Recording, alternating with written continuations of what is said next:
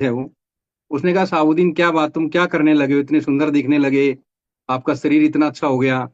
तो मैंने तुरंत न्यूट्रीचार्ज मैन और गामा ओरिजिनल मेरे साथ में था, मैंने कहा मैम ये है मेरी सेहत का राज।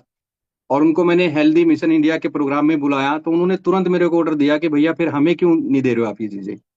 तो अपना हेल्थ हेल्थ मेरा ठीक हो रहा है, लोगों से ऑर्डर आने लग रहे हैं। तो सबसे पहले हम लोगों को जो बोल रहे हैं ना भाई, हमारा पेट निकला पड़ा है और दूसरों को बोल रहे हैं कि ये खाओगे तो ठीक हो जाओगे, तो हम पहले अपने आप को भी ठीक करें। दूसरा, मैंने सर को बताया था, मेरे साथ एक हादसा हुआ। एक लिफ्ट में मैं रुक गया था, अकेला था सुनसान रास्ते में, और मैं यहाँ तक कि लास्ट स्टेज तक चला गया था, वो लिफ्ट इतनी देर में खुला। मेरे को एक फोबिया हो गया था, मैं लिफ्ट में नहीं जा सकता था। सर ने मेरे को बोला कि तुम इस तरीके से ये चीजें किया करो, सर ने मेरे को गाइड किया।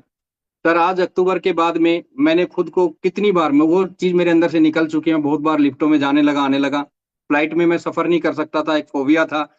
सर की बातों में आके मतलब मैं अपने बदलाव आपको क्या क्या बताऊं सर, यहाँ पे कोई मैं मोटिवेशन देने के लिए नहीं बता रहा हूँ। मेरी जिंदगी में खुद के इतने बदलाव मैं, सर बोलते हैं थोड़ा मुस्कुरा भी लो थोड़ा सा, मैं देख लूंगा बाद में, कवर करना पड़ेगा।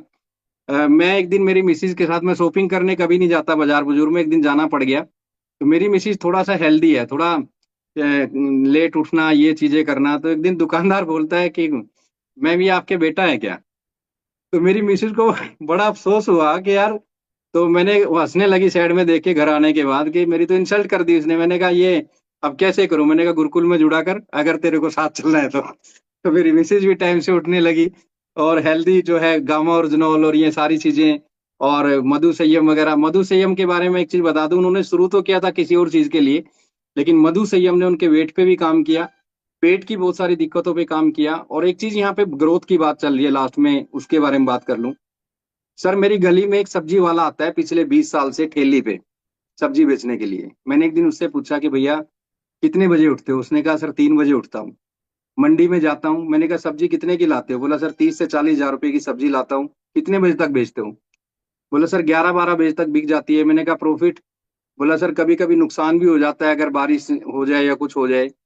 तो मैंने कहा 40-50 हजार रुपए का एक आदमी, मैं आप सब लोगों से एक बात पूछना चाहता हूँ दोस्तों, एक सब्जी वाला सुबह 3 बजे उठ के 40 से 50 हजार रुपए का रिस्क लेता है, सामान खरीदता है, घर घर जाके गली गली जाके उसको बेचता है, उसका टर्नओवर कितना हुआ। 50 हजार रुपए को अगर हम 30 से गुना करें, तो दोस्तों आप सोच के देखो, 15 लाख रुपए की वो सब्जी बेच देता है एक महीने के अंदर। उसका बिजनेस वैल्यू निकालें तो 7.5 लाख रुपया बनता है, 50% की हम बात करें। आज हम अटके पड़े हैं 2500 बीवी, हमने 2500 से एक शैम्पू भी ज्यादा आ जाता है, बोला मेरा रिटर्न कर दो, 2500 बीवी होना चाहिए, 1500 बीवी होना चाहिए, डायमंड क्लब होना, डायमंड क्लब से एक शैम्पू भी ज्यादा चला जाता है मेरा डायमंड क्लब। सर मैंने इस धारणा को सब्जी वाले से सीखा, सीखने वाला चाहिए कहीं से।